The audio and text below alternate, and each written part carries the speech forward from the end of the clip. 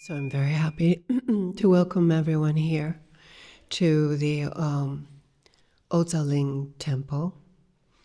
This is a place that was established by Chagdud Tulku Rinpoche a long time ago. He named this place Odsal Ling because that translates to place of clear light. And we still enjoy this blessing of environment as a refuge, a place. We used to lovingly call it refugio. It was so sweet for us to think of it as our little spot to find safety and well-being. But as it turns out, it is even more greatly a spot to find safety and well-being than we could have even imagined. But it's not only the environment, it's the whole world. This is a little kind of soft spot in the opportunity of understanding perfection, because that's what the Buddhas, the Bodhisattvas, and the great masters bring to us, is a reminder that it's all far more perfect than we might realize. Not only the world, but yourselves, your body, your speech, your mind. That we are endowed by our own perfect nature with qualities, and yet we might not know those qualities are there. Like, does ice really know it's water? And in the same way, the great masters that all of us here benefit from so immediately, the great masters tell us all the time that there is a perfection. You know, that's sort of a nice idea. We like those ideas. But perfection is beyond ideas. Ideas themselves are not exactly perfect. They more or less come and go. Our emotions, our expectations, our hopes and fears, they do just sort of come and go. They're cyclical at best. They might return, or they just morph into something different. Every other day, we have something to deal with. And so we're sort of preoccupied and distracted and unaware of the water that is currently functioning and believed to be solid and cold and brittle, certainly hard to deal with. But by nature, water isn't solid. It isn't hard, it isn't brittle. It isn't even remotely close to how we experience it in its frozen state. Frozen by hope and fear, frozen by expectation and disappointment, frozen by the poisons of the mind, ignorance, attachment, aversion, pride, and jealousy. Oh my goodness, we have such an icy novella of life. And even though, in general, our frozen state isn't enough to truly complain about, it's so much worse for the frozen state of the animals. So much worse for the frozen state of the ghosts and demons. It's even not a good story for the gods who are frozen in such such a glorious kind of seemingly auspiciously fortunate situation that just abandons them too. This is what the Buddha calls samsara. Samsara is our mind fooling us into hope and fear, gain and loss, praise and criticism, and especially this whole happy, sad thing. Oh my goodness, we've so bought that story. And it's really just the ice. And yet the water is there. Not somewhere else over the rainbow or at the end of a long journey or after you win the lottery. It is already completely and absolutely, intrinsically, timelessly present. And yet we aren't present. We're just hoping and fearing and speculating, reviewing. We're just wanting more all the time and afraid we'll lose something. Oh my goodness. And it's really tragedy because I feel like in my own contemplations it's become so clear to me that we aren't able to rejoice in what we have.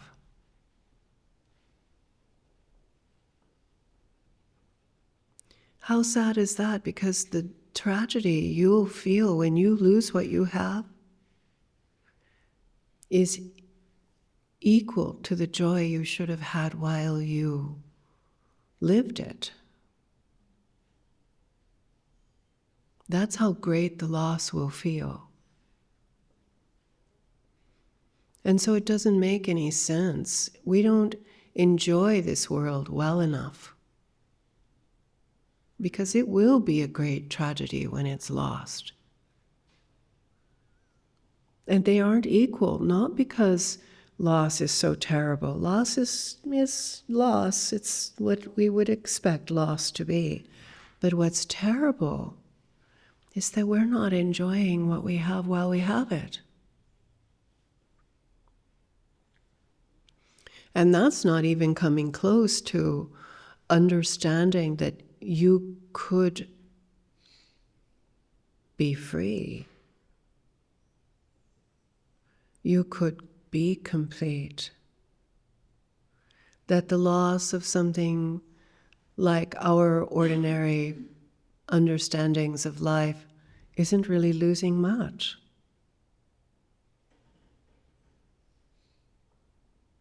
So greater than rejoicing and contentment in everyday life is to realize the world in its perfection. But if you're not going to do that, a lot of people are not going to do that.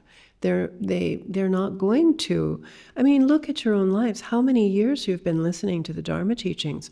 What kind of change have you made, actually, really, truly made in your spiritual path? What are you really doing?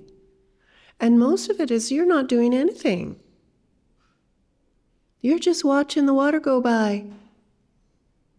Sitting by the lake. There's a song somewhere. Not even doing a spiritual path. Maybe you're aspiring, maybe you're longing, maybe you're pretending. But truly engaging the spiritual path to reveal the perfection inherent in the moment, to cut through time and division, to realize non-divided absolute truth. Really? Excuse me? Because that is doable. That's doable. Keeping this impermanent world isn't doable. Enjoying it and being content with it, that's doable. because that's all you've got. I mean, you could be enjoying it, or not. Mostly not, because we're in the grip, the desperate grip of hope and fear, pretending.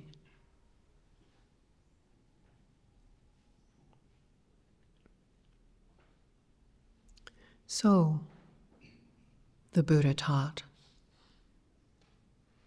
The Buddha taught in order that we could understand what needs to be fixed,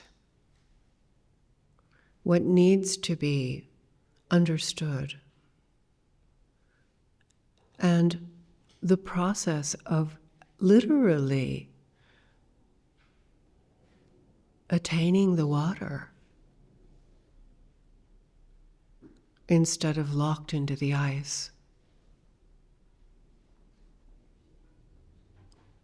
And the fact that we don't have long in this human body. This human body is really such a I would say, I don't know, a jewel that you have this human body. But it's not capable, as is nothing in this world. Nothing. No matter how rich you get, no matter how lovely your home, no matter how many, cars you have or beautiful children you have, no matter your lovers and friends,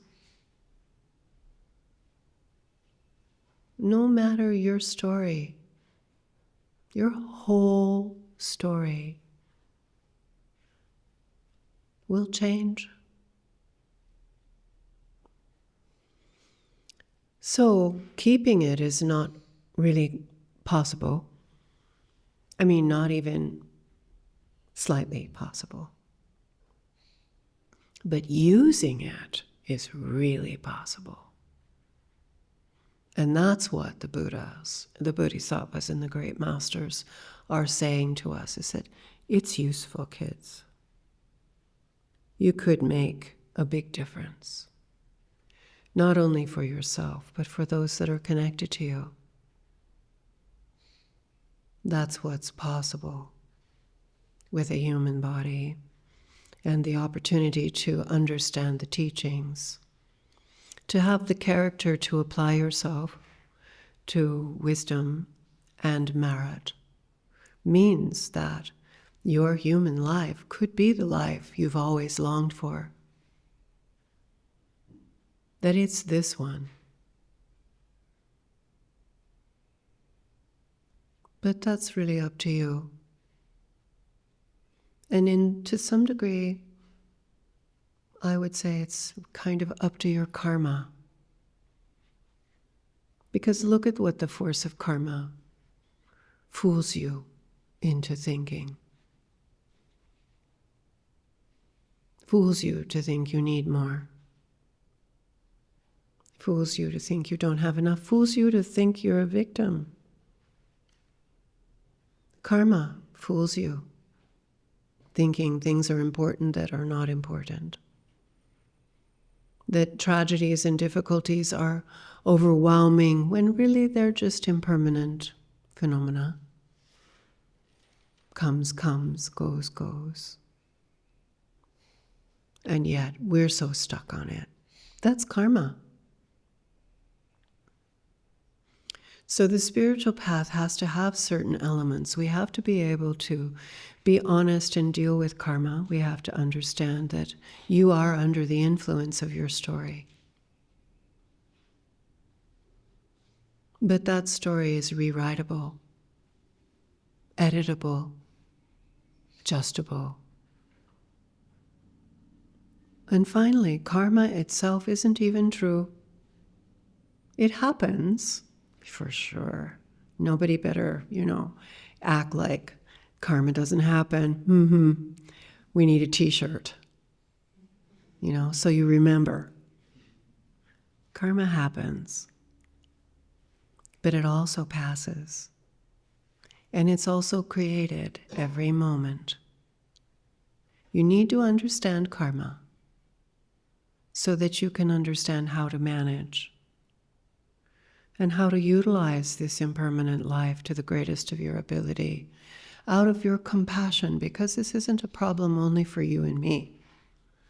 This is a problem for every unenlightened being. And if you have compassion, you don't let the days and the weeks and the months and the years pass by. You utilize them, because you won't get to argue when the day you die arrives. There won't be any arguing. There won't be any postponing. Bribery will not work, although you might consider it. The day that you die, you have to be ready for that. Because if you're not able to accomplish realization in this life, death is your best moment. But think about it. Death is difficult. It's hard, it's frightening. The sand is not holdable. It's falling.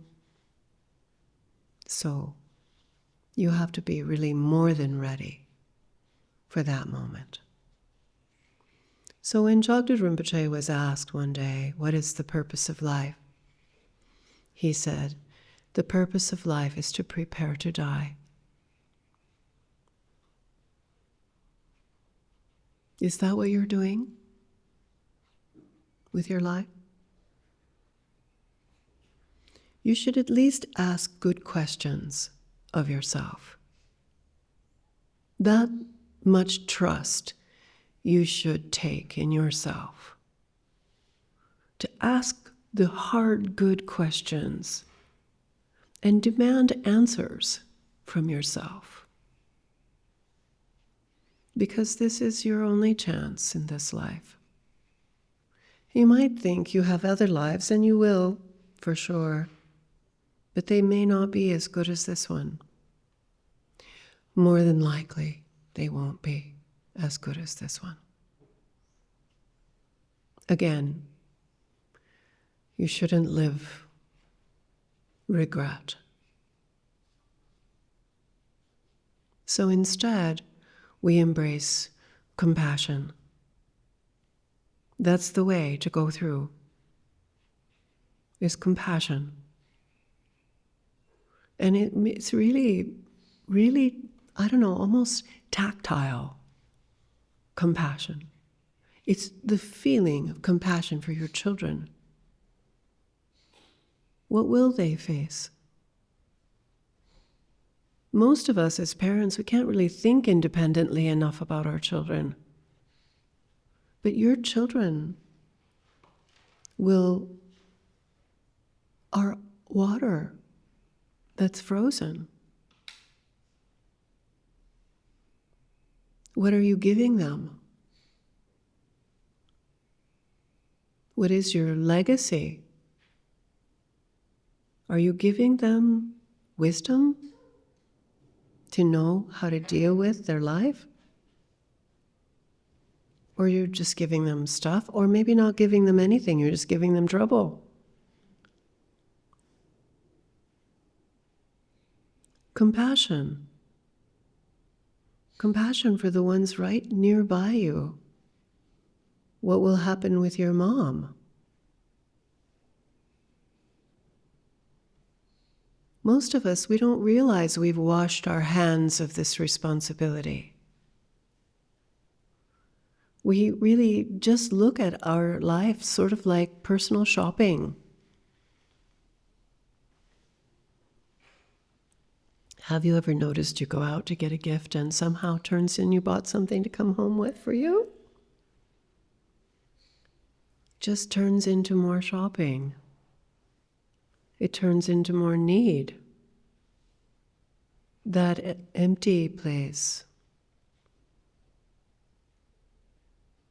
And we forgot.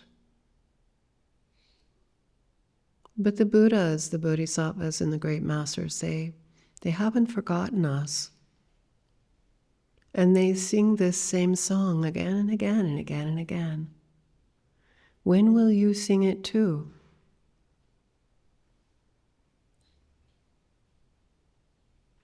The spiritual path is like a song.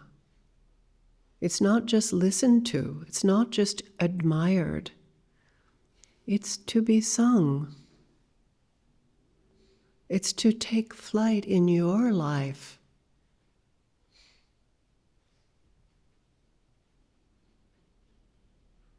So with compassion, think about this moment being here, this moment of your water inseparable with ice, just out of reach. And have pure motivation thinking, well, I'll listen, I'll learn, I will use my life for the benefit of all beings. Not just your children, not just your mother, but for all of them. There's not really a difference amongst us. We all have the same problem. It just manifests in different ways. But we all have the same problem. There's a perfection and we don't see it. Like a dreamer caught in a dream, unable to wake up. No more true than that, but how helpless. So that's the kind of person who comes here and listens to the teachings, is somebody who's saying, I know I set the alarm clock, trying to wake up.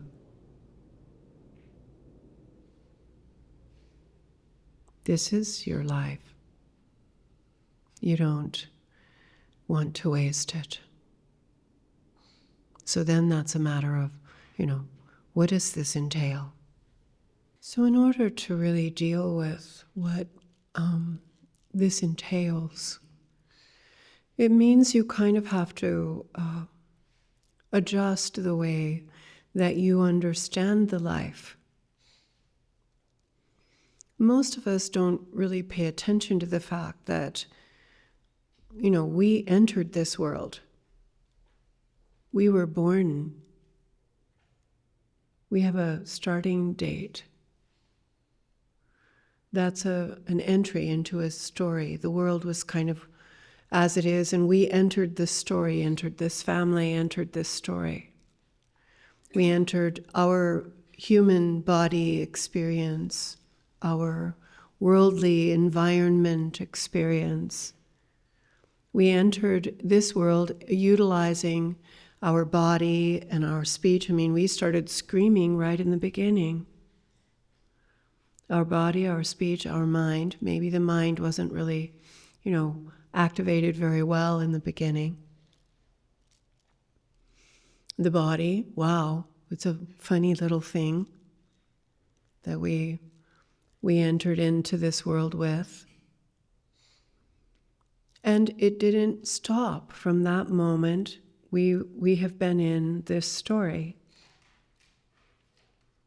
This story of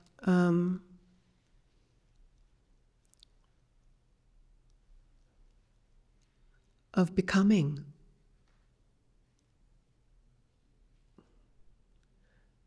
That's what we're doing all the time. We're becoming. We're trying to become something. And it's not new. We don't know that. Our little bodies and our little screaming moments, we don't really know that. This isn't new. This is something we've been doing lifetime upon lifetime upon lifetime of trying to become something, become. As if we weren't, and so we had to become. And so in this life, we don't even ask, we just try to become. Everything. Everything. And when this life is over, nothing here will be keepable. Nothing here will be remembered. Nothing here will make any difference. You won't take a red penny with you. Your name will be forgotten. Your family's names will be forgotten. There's nothing that's going to carry on after you. And we enter into another phase of becoming. And becoming, and becoming, and becoming, and becoming, and becoming. Lifetime after lifetime after lifetime, becoming, trying to become. The endless, endless cycles of becoming, never arriving. Just trying to become something. We don't even know what it is. We have an intuition there's something. Something we're supposed to do, something we're supposed to be, something. I mean, there must be something. And this is the distinction between an ordinary human being and an extraordinary human being. An extraordinary human being will look back at what they're doing. Becoming what? Again?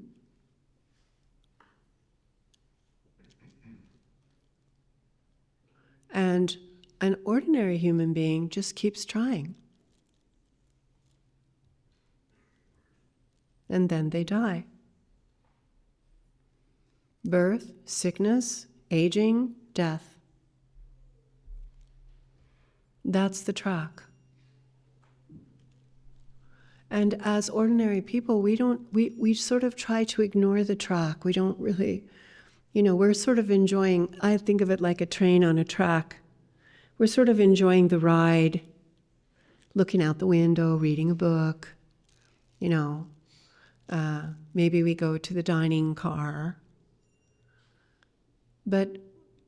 Or we're having an argument with our husband or our wife, or we're flirting with someone across the aisle, or we're endlessly on our phone. But the train never arrives. It hits a wall.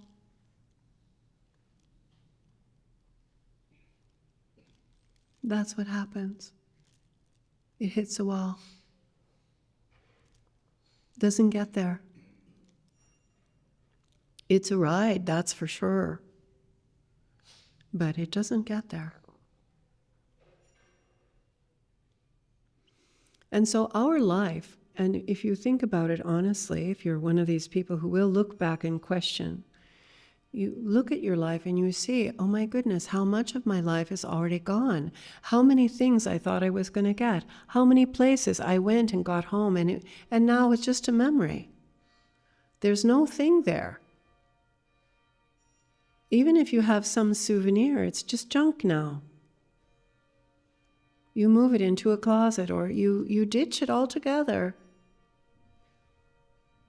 It's nothing. It's just a movement of no movement. And so the Buddhas and the Bodhisattvas and the great masters, they talk about this, and they talk about it in sort of brutal fashion, like, everything is impermanent. Sort of straight, just no frills. Everything is impermanent. Your body, your world, your friends, your lovers, your family, nothing is keepable here. And yet, we're all into the keeping of it, and we're all into the doing of it, and we're all into the having of it, and we're actually into the losing of it dramatically. We're very, entertained, either happily entertained or unhappily entertained, but certainly doing something. succeeding or failing, but something. Nothing, something. Anything. Come on. Kick into gear. There's got to be something we're going to find here. We're going to keep here. You're not going to find anything to keep here. So, we're misled or maybe misunderstanding. It might not be really a conspiracy. It could just be confusion. And when we got on the train, it says, hits wall. That was the name on the train, hits wall. That's where we're going to, hits wall. But we didn't pay any attention. That must be, something. It's just silly. I wonder who else has been to hits wall before. And we get on the train.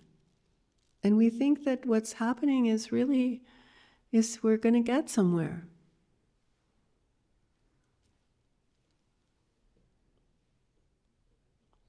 So then there's the person who looks at the thing and gets pushed on the train. And they're thinking, oh my God, this is going to hits wall. And is looking out the windows, is talking to the conductor. Excuse me, what do you mean hits wall? What are you talking about, hits wall? Where is that? Show me the map. I want to see the map. The train has started to go. Some of us are here kicking and screaming. We know this train is not going to work.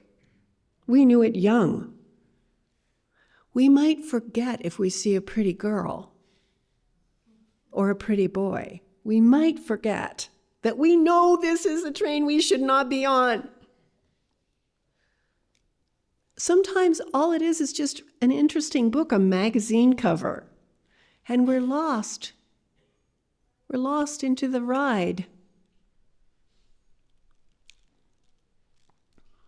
So Rinpoche, he said, the purpose of life is to prepare to die. Hits wall.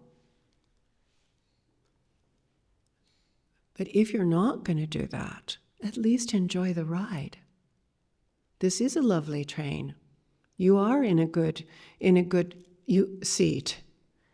There is a cute boy or girl there. It is an interesting magazine. It's fun. Go ahead, at least enjoy the ride, because this is your portion, this life. It won't last. It's not going to get you anywhere.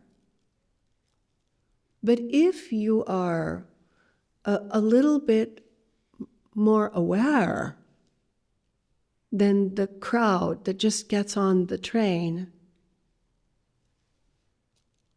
then at least those moments before it hits wall gives you a chance to wake up.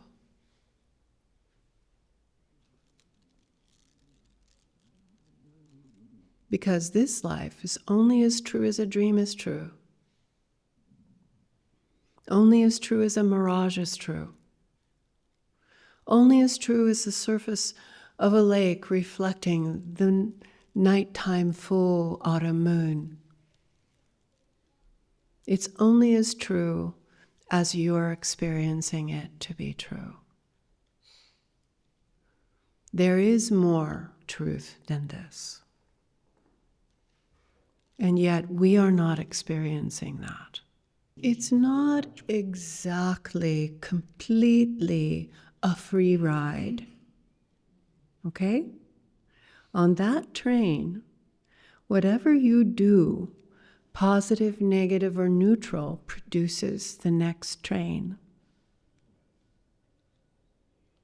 So if you're being a real mala sannyasa on that train, the next train is much worse. If you're sweet, kind, loving, helpful, supportive, tender, serving, you're loving, the next train could be better even than this one. All trains go to hits wall. But the ride can be different depending on how you manage to act on the train. And then there is waking up. So understanding, okay, this is my story. I'm on a train. This train hits wall, is going to hit wall. And, there's things here that are fascinating and fun, but the most important thing is to wake up from this. Because hits wall every time.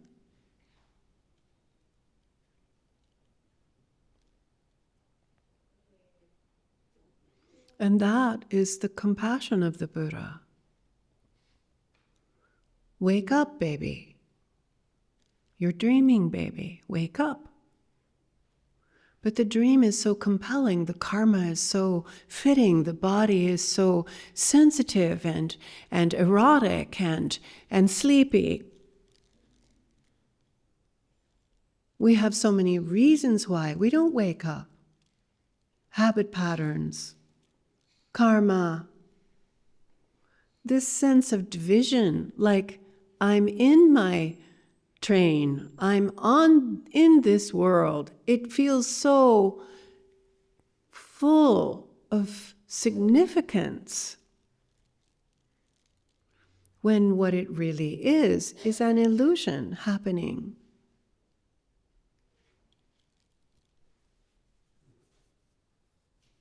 And it's compelling, this illusion. Wow.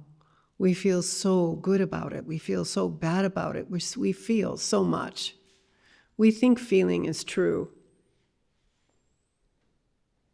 We're so happy about it. We're so unhappy about it. Look how much you complain. Just yesterday, think about it. Just yesterday, how many complaints in one day? How many disappointments in one day? How many anxieties in one day? How many disturbances? How many hopes and fears in one day? You probably can't even count them.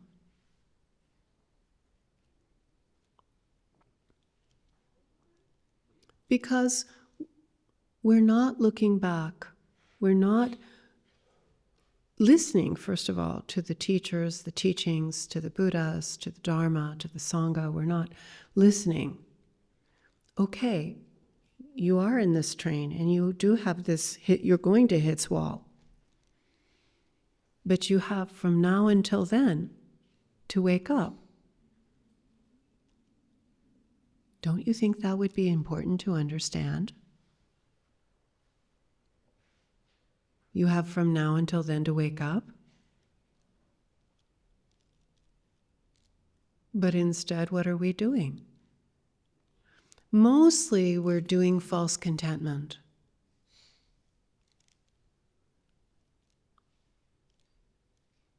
And need. And disappointment. We're always a little bit disgruntled, if not outright angry, that we can't have what we want. Not that we want to wake up. We want the pretty boy or the pretty girl. We want the magazine somebody else is reading. So when we face, like aware, we face, all right, I have a problem. I have a problem. Birth, sickness, aging, and death. I have a problem.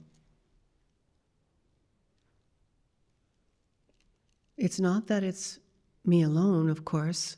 This is the problem everybody has, but they're not dealing with it. But I have this problem. I need to deal with this. What am I going to do? Well, you need to learn what to do. You need to understand how the train works. You need to understand how the dreaming works. If you're going to wake up, you have to understand how it works. And then you have to take the responsibility of changing your own mind, because your mind is making this dream. Nobody else's mind is making your dream. There's no big creator out there making your dream. You don't get to pass off the responsibility for exactly where you are, and what you do belongs to you and will be your endless becoming, positive, negative, or neutral. Exactly how you are is what you become. And it's amazing, but nobody really tells us that. I mean, I don't remember being told that as a kid. Awful teenager. Could have used a little bit of some wisdom input. Not that I would have listened. I would have found another way to argue with that. But the idea that it doesn't have to be this way, but it will be this way.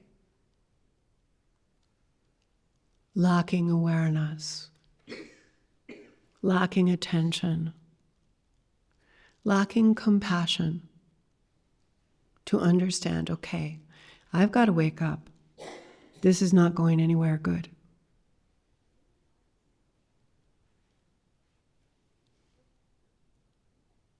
And how do I do that? That turns you to the teachings and the teacher. Because up until then, you're very distracted. I mean, even once you know, you're very habitually distracted. So the teacher, the teaching, you have to listen, you have to think about it, and you have a timeline. How long before you arrive in Hitswal?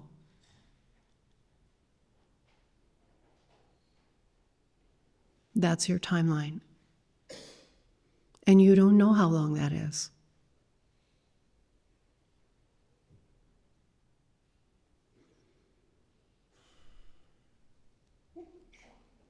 So this is where we kind of understand that the Buddhist teaching is not a teaching of avoidance or running away. It's not a teaching of believing you can just turn it all good and make it all nice. It's a teaching of waking up.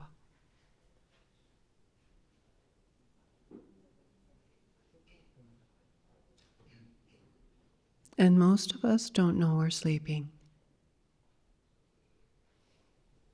It's why it's a teaching of compassion. Because you could just be awake. You could wake up.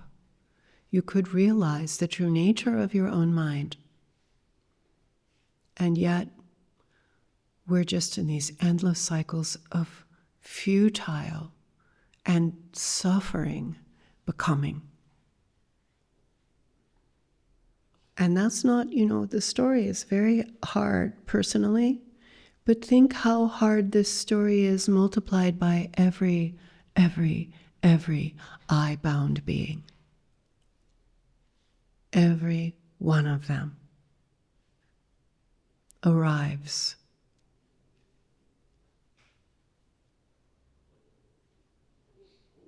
at endless becoming.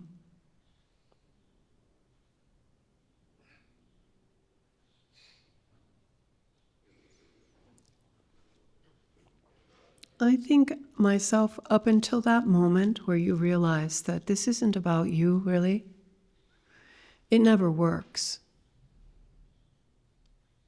Because the selfishness is so compelling. The selfishness is so easily distracted. We're just like a cat with a toy, a bauble. We just can't help but hit it and play with it.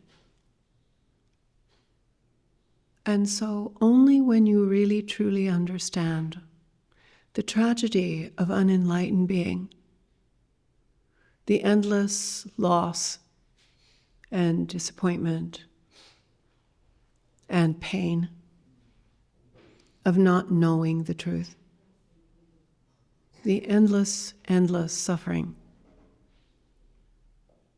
then we have enough power with compassion to actually apply ourselves to the task beyond self. So it's very important in the moment to be able to liberate your mind from the content of the dreaming, not playing the game of the dreaming. Like if you're dreaming in the night and you win the lottery, you might be very into that in your dream. You might be thinking what you're going to spend your money on, where you're going to travel, what you're going to do, how you're going to manage it, where you're going to dig a hole in the backyard to hide your money so nobody else will know you have it. All of that content is a moot point. All of that content is not actually relevant to the fact that you're dreaming, which is the most important point. Oh, this is a dream. I'm dreaming. Because now we lack that relevant point. We lack understanding what's happening to us. And so we're into the content of the life.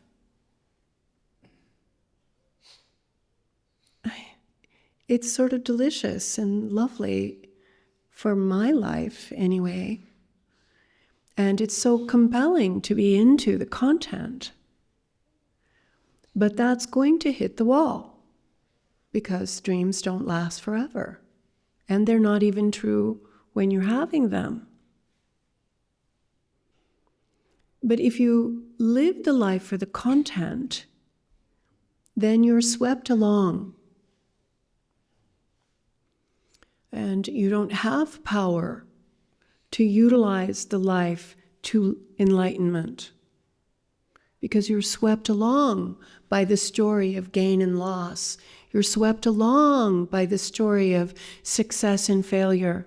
You're swept along, compelled to act and react and like and not like. And it's so important.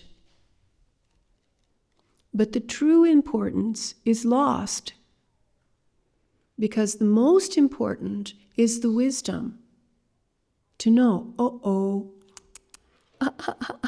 you almost fooled me. Look at that. I bought that one, didn't I? Look what's happening to them. They're all confused and fooled by the seeming truth of phenomena. When that phenomena is impermanent, composite, and vulnerable, that phenomena is not going to last. There's not going to be a successful gain or an unsuccessful loss. It's all unsuccessful. Only thing that will succeed is wisdom. And that wakes you up. That's why the Buddha taught. So that you could wake up. That's why the meditators meditated. Why would they do that? What sense would that make? Where is that going to get them, sitting in a cold cave? What is that going to do? Like, they're not stupid people. So why would they do that? There has to be a good reason to wake up. To wake up before you die. You will wake up when you die, I promise. This dream, all finished. And you're going to go, oh no. This dream, all finished. But how you manage that moment to a really awakening or not is dependent on your capacity. But to wake up in this life, that's the product of a spiritual path. To know in the dream you're dreaming and to be able to help people is based on wisdom. It's not about content or having more. What do you get that's more here? What do you get? And loss? Oh no, I could lose something feign despair. Of course you're going to lose everything. You're going to lose your body. You're going to lose your world. You're going to lose everything. This is not keepable. Feign or no feign.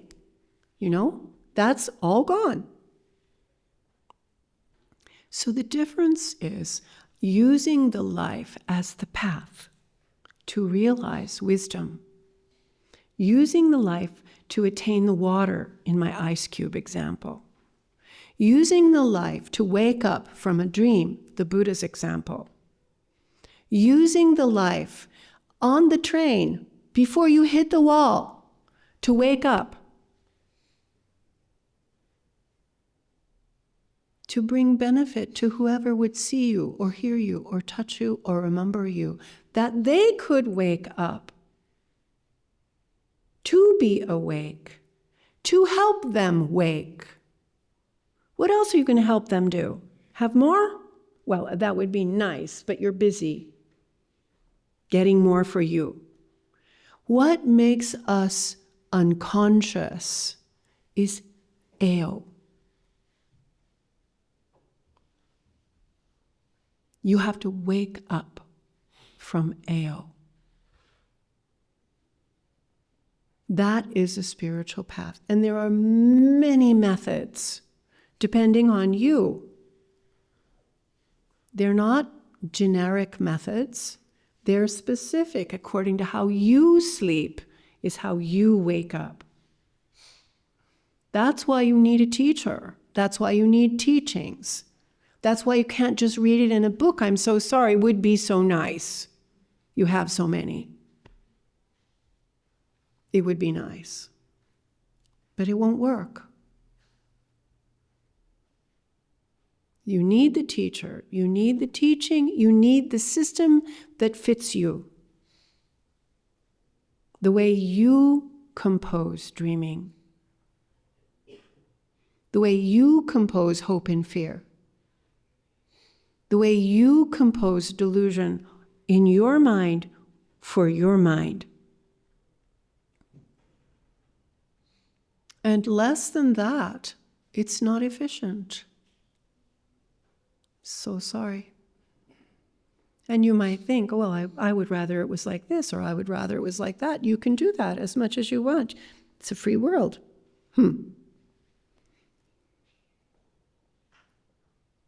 the Buddha, the Bodhisattvas and the great masters have shown us the way to be able to tame our own mind, who's making the dream, who's also more than the dream, is your own mind. And while you're captive in your dream, you don't know where is your own mind. What is your own mind?